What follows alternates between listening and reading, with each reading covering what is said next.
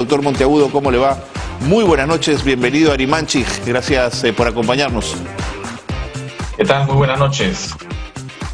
Tengo varias cosas que conversar con usted, si usted me lo permite. Yo primero quisiera un poco hacer un balance de lo que ha sido el proceso de selección de los magistrados, proceso en el cual además usted estuvo sin duda allí involucrado. Ha sido además el candidato más votado en el Pleno del Congreso. ¿Qué le ha parecido el proceso en general? ¿Cómo lo evalúa? ¿Cómo lo valora? Bueno, ha sido un proceso bastante complejo por diversas razones. En primer lugar, ha sido un número importante de candidatos. Ha sido un concurso abierto, a diferencia de algunas otras experiencias en que ha sido por invitación. Y luego, yo creo que los requisitos en algunos casos han incidido mucho en la forma. En algunos casos la ausencia de precisiones ha generado problemas, ¿no? Sin embargo, ha habido la posibilidad digamos, de cuestionar esos errores. Algunos de estos no han sido atendidos, ¿no? Digamos, como toda obra humana ha tenido sus defectos y sus virtudes, ¿no? Yo diría, también hay que reconocer que ha habido, digamos, un acceso a la información interesante, a pesar de que al final ha habido toda una discusión en torno a declaraciones tributarias, declaraciones de rentas, pero creo que algo que no se ha aprovechado lo suficiente ha sido el acceso, por ejemplo, a los videos de las entrevistas, ¿no? Que es una información, digamos, muy importante para conocer lo que piensan los participantes, ¿no? También se ha tenido acceso público a los expedientes, a las publicaciones, y me parece que, digamos, hubiera sido interesante que la opinión pública fuera un poquito más activa en la revisión profesional o interesada o seria de esta información. Diría que en general, digamos, ha tenido pues sus virtudes y defectos. Finalmente ha tenido un resultado con la elección, ¿no? Que era el objetivo, y sin duda pues hay que señalar que la propia Constitución establece pues un requisito muy importante, ¿no? 87 votos. Seguro. ¿no? Es bastante elevado, ¿no? Doctor Monteagudo, una mirada con un poco más de perspectiva, ¿diría usted que sería interesante discutir en el país la posibilidad de quitarle al poder político la posibilidad del nombramiento de magistrados en el Tribunal Constitucional y pensar, evaluar, mirar otros espacios para esta elección? Mire, todo es perfectible, ¿no? Y de alguna manera los modelos de elección, digamos, son diversos. Digamos que se piensa por un lado que podría haber un mejor resultado, una mayor participación, en efecto, si sacamos al poder político de este proceso. Pero hay que reconocer que hay experiencias en otros países donde el poder político, digamos, justamente le da una cierta legitimidad a estas entidades de alguna manera técnicas, ¿no? Es el caso de la institución en la que yo trabajo todavía, estuve en mis últimos días en el Banco Central de Reserva, por ejemplo, un órgano completamente neutral, técnico, digamos, pasa solo en el momento de la designación de sus dirigentes por el poder político, ¿no? Y luego de ello, pues el Banco Central goza de una plena autonomía en una serie de aspectos, ¿no? Entonces, tampoco creo que hay que, digamos, ignorar o desechar la importancia que tiene lo que es posible que dé la legitimidad política, ¿no? Correcto. Si usted me lo permite, doctor Monteagudo, quisiera llevarlo a algunas preguntas de corte constitucional que creo que usted nos puede ayudar un poco a resolver y a entender quizás cómo va a ser su papel en el próximo tribunal. Siempre se ha discutido respecto al Tribunal Constitucional si este debe ceñirse únicamente a la interpretación de la Constitución y los artículos que ésta tiene, o si los tribunales constitucionales más modernos podrían tener alcances que permitan una interpretación mayor de aquella que es especialmente consignada por el propio artículo constitucional. Lo que quiero decir es, ¿Se imagina usted siendo un tribuno, un magistrado que no se quede solo en el párrafo constitucional, sino en sus informes, en sus sentencias, sea capaz de proponer cambios, de proponer nuevas miradas? ¿Eso lo podemos esperar de usted, doctor Monteagudo? Bueno, mire, yo le diría que hay que mirar esta interesante pregunta en dos perspectivas, ¿no? En primer lugar, el tribunal modelo, el Tribunal Constitucional peruano, si hay tiempo me referiré a otro modelo, pero en todo caso el modelo peruano, digamos, supone en primer lugar una corte que debe garantizar derechos constitucionales a través de las acciones de garantía, esos derechos que están en la Constitución. Y por otro lado tiene una función revisora de las leyes, de las normas, respecto de su constitucionalidad. Pero la idea, digamos, es que es un tribunal que está preservando ese régimen, ¿no?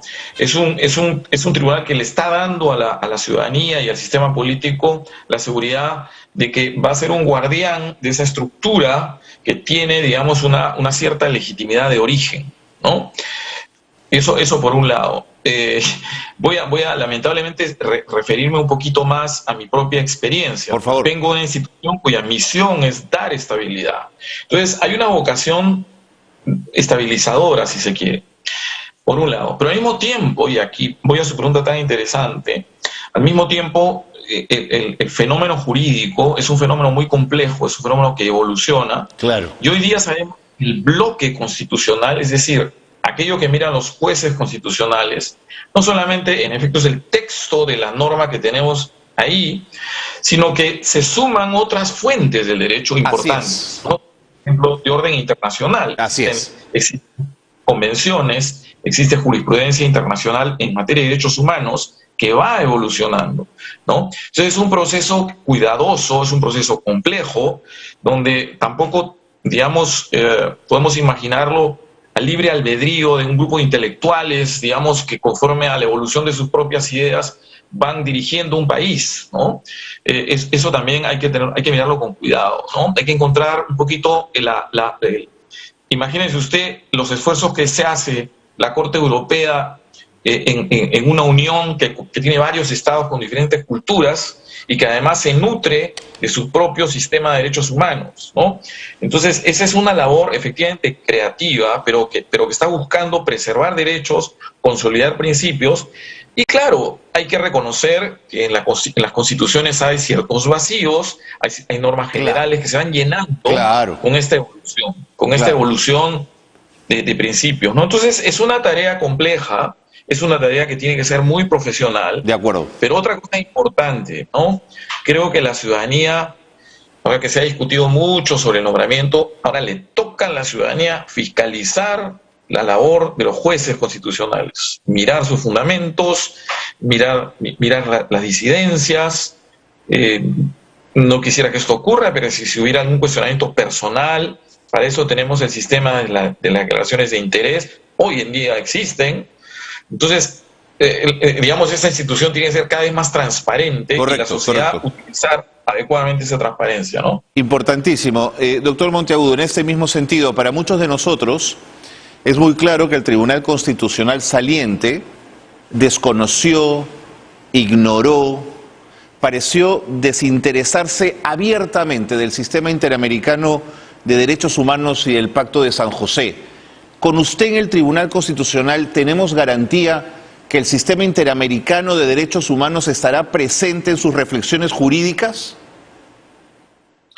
Bueno, no quisiera, digamos, calificar a mis antecesores, lo conozco a casi todos ellos. No, la calificación es mía, pero, digamos, más adelante. De acuerdo.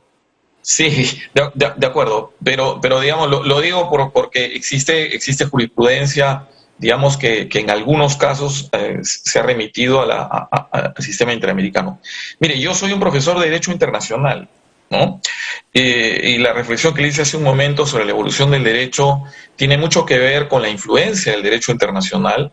Y América en general, el continente americano, vive la experiencia de la supranacionalidad, una cosa equivalente a la Unión Europea, pero en materia de derechos humanos. Así es. Y por lo tanto, y por otro lado, no solo es algo que lo pienso, sino que está en nuestro sistema constitucional. Somos parte de ese sistema y definitivamente creo que es un sistema que tiene una incidencia positiva en la evolución del derecho peruano y que además, un punto que lo suelo discutir con los alumnos, con los profesores en la universidad donde enseño, y es que no existe un divorcio entre la evolución de los derechos humanos a nivel internacional y la evolución del derecho internacional económico.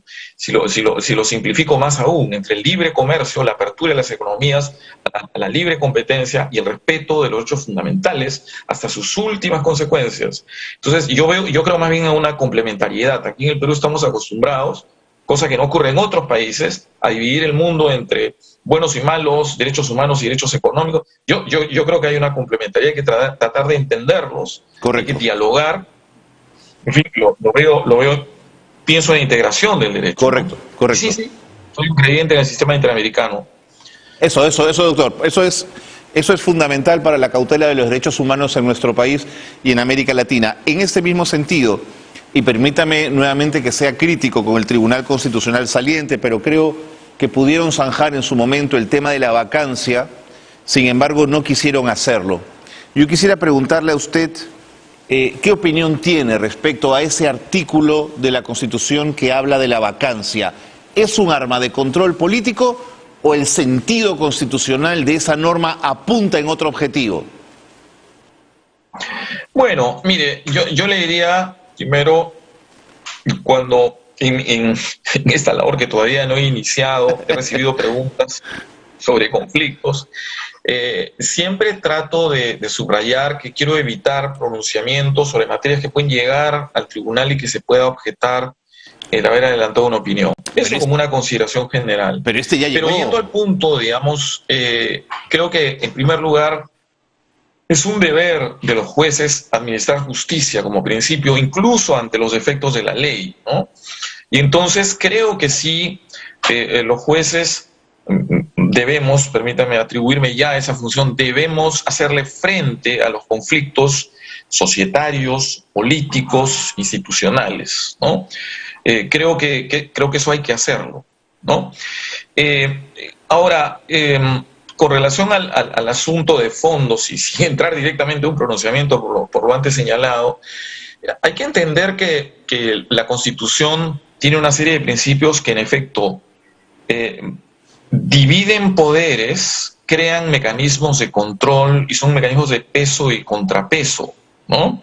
El gran problema de la concentración del poder es que puede oprimir a los individuos, ¿no? Puede afectar la libertad, ¿no? Cuando se concentra el poder. Entonces, las constituciones tienen diversos mecanismos que están permitiendo ese control, ¿no?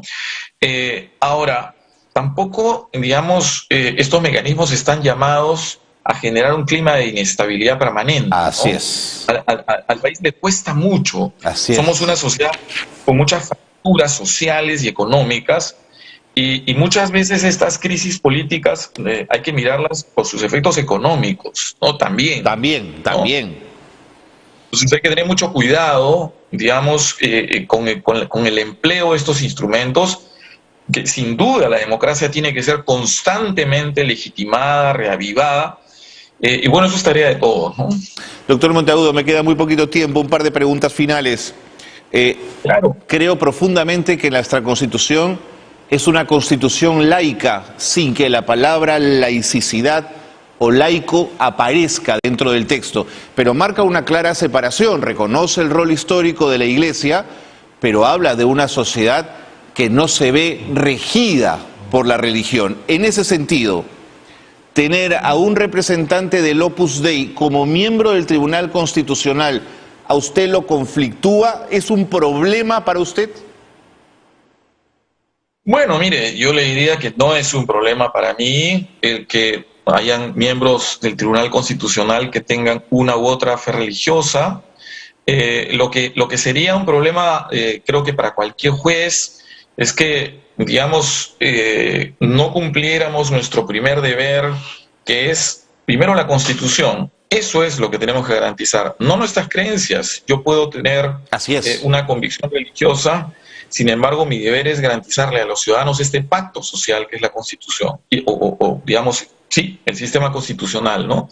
Mire, yo soy creyente, pero, digamos, no pienso en que yo debo trasladar mi creencia religiosa en mis fallos, ¿no? Yo tengo que responder por el texto constitucional.